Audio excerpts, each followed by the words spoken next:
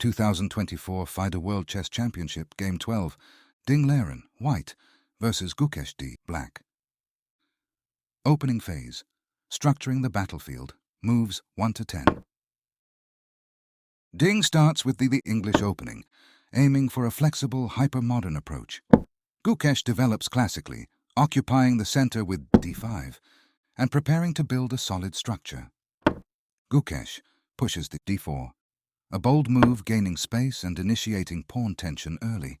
This forces white to decide whether to challenge or avoid direct confrontation in the center. Ding castles for safety, while Gukesh develops the knight to the c6, adding support to the advanced d4 pawn and eyeing the key e5 square. Ding exchanges pawns on e3, opening the f-file for his rook and retaining a flexible structure. Gukesh responds calmly, gaining structural clarity by removing the tension. Ding develops the knight, increasing pressure on the center. Gukesh castles, ensuring king safety and maintaining a compact position. Ding places the rook on the e-file, eyeing potential central breaks. Gukesh plays h6, a multi-purpose move, creating luft for the king and preventing a knight jump to g5. Middle game. Strategic tension builds, moves 11 to 25. Both sides expand on the queen side.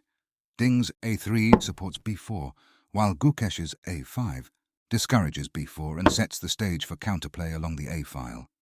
Ding bolsters his king side, potentially preparing to push g4. Gukesh develops his bishop actively to e6c, eyeing key squares and supporting the center. Ding shifts his king to a safer square, while Gukesh positions his rooks for activity. White's qc2 connects the rooks and prepares for potential central or queenside action. Ding's knight jump to b5 targets the vulnerable c7 square, forcing Gukesh to address the threat. Gukesh counters with bf5, a move that develops with tempo while pressuring White's queenside. Ding centralizes his rook, exerting pressure on the d-file. Gukesh repositions the knight to d7, aiming to reinforce the center and queenside. Ding coordinates his pieces on the d-file, threatening to dominate the center. Gukesh retreats the bishop to g6, consolidating the kingside defense and keeping the f5 square under control. Ding breaks open the center with d4, but Gukesh blocks with e4, fixing the structure and creating dynamic imbalances. This move, however, locks in black's pawns and limits mobility. Ding repositions his knight for future activity, while Gukesh maneuvers his knight to support queenside play. Ding activates the queen, keeping pressure on critical squares. Gukesh reinforces the center with his bishop. Ding retreats the queen, avoiding unnecessary exchanges, while Gukesh pushes a4 cows, creating a queenside pawn majority, but also weakening b4. Ding prepares to reposition the knight for central influence. Gukesh places the bishop on an active diagonal, pressuring White's setup. Ding exchanges bishops, further simplifying the position while maintaining control. Gukesh brings his rook to the c-file, preparing to challenge White's queenside activity. Ding retreats the queen to maintain flexibility. Gukesh repositions his knight passively, preparing to challenge White's advanced pawns. Critical phase. Ding's breakthrough, moves 26 to 39. Ding pushes the d-pawn aggressively, opening lines and creating a powerful passed pawn. Gukesh defends with qd7, but the pressure mounts. Ding advances the d-pawn further, creating a major threat. Gukesh plays at c5, attempting to block the pawn and create counterplay. Ding's knight jump to the c7 attacks key squares, including the b-pawn and rook. Gukesh defends passively with rf8, but his position becomes increasingly cramped. Ding sacrifices a pawn to open the center and activate his pieces. Gukesh develops the knight to c6, hoping to counterattack. Ding retreats the bishop to a dominant diagonal, maintaining pressure on the d-pawn. Gukesh activates the rook to the d-file, attempting to block the pawn. Ding sacrifices the knight to clear the way for his passed pawn. Gukesh moves the knight to b8, but the pawn's advance becomes unstoppable.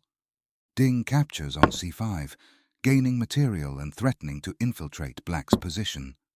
Gukesh counters by doubling rooks on the c-file. Ding centralizes the queen to coordinate with his passed pawn. Gukesh moves the knight to a6, trying to blockade. Ding activates his rook, threatening decisive penetration. Gukesh counters with qb5, hoping for counterplay. Ding pushes the d-pawn to the 7th rank, cementing his advantage. Gukesh defends with rc4, but his position is on the verge of collapse. Ding calmly centralizes the queen, preparing decisive threats. Gukesh attempts counterplay with rc2, targeting b2. Ding's bishop dominates the board, cutting off key squares. Gukesh plays f6 soles, a desperate move to create counterplay. A brilliant tactical finish. Ding sacrifices the rook with rxg7+, forcing resignation as black's position collapses. The d7 pawn will promote and white's pieces dominate. Key moments and lessons. Pawn play. Ding's d5 and the d6 pawn pushes were pivotal, creating unstoppable threats and highlighting the power of passed pawns. Piece coordination. White's precise maneuvering of knights and bishops maximized piece activity, leaving black passive. Tactical precision. The decisive rxg7+ was a spectacular finish, showcasing Ding's tactical vision and ability to convert an advantage. Missed opportunities for Gukesh. Moves like 18, e4, and 25, nb8 were too passive. Gukesh could have sought counterplay with earlier activity on the queen side or in the center. Conclusion. This game was a masterclass in positional play and dynamic pawn pushing by Ding Liren. He exploited Gukesh's passive responses and turned a small edge into a decisive advantage through precise calculation and sharp tactics. The victory underscores Ding's ability to dominate complex positions and convert advantages. If you enjoyed this video, give us a thumbs up. And subscribe to Rook's Revenge now for more World Chess Championship analysis content.